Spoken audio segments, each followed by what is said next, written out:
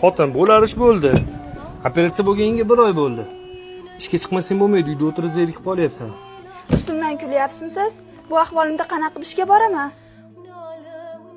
Bundan buyog'iga ayolingiz boshqa kasalliklar orttirib olmasligi uchun nimadir bilan chalg'itish kerak. Men senga ishonaman, xotin sen ayplaysan. Men o'zim seni har kuni ishga olib borib kelaman. Nohaq azoblardan qiynaldi jonim, ko'klarga tutashdi xufig'onim, qaram tur bulutlar zoru afg'onim, muncha arzon bo'ldi. Endi men ishdan bo'shalmayapman, ertadan ishga avtobusda borib kelasan. Xotin, men shu g'atir-budir yo'lni sana uchun qildirdim. Shu yo'l bo'ylab bekatdan avtobusga chiqib ishxonangga yetib olasan.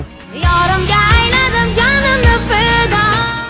Dadasi, pul topib berib yuboring, serialim boshlandi, ko'rib olay. Xotin, Sinem sizga juda havasim keladi-da. Menga nimaga havasingiz keladi? Siz har doim bitta bekatdan chiqasiz. Zavqingizdan bir oyog'i yo'q erkak chiqib sizni ishxonangizgacha kuzatib keladi. Mo'min aka, ko'nglim g'ash. Menga biror nima bo'lsa, meni tashlab ketasizmi? nima bo'lgan taqdirda ham men sen bilanman. Xayolingdan bu gap chiqarib tasha. Hozir ham shaytda, siz har kuni ishxonaga kirib ketyapti turganingizda qo'lini ko'tarib xayrlashib, mashinasiga o'tirib ketadi. Siz naqadar baxtlisiz, singil. Vafodorim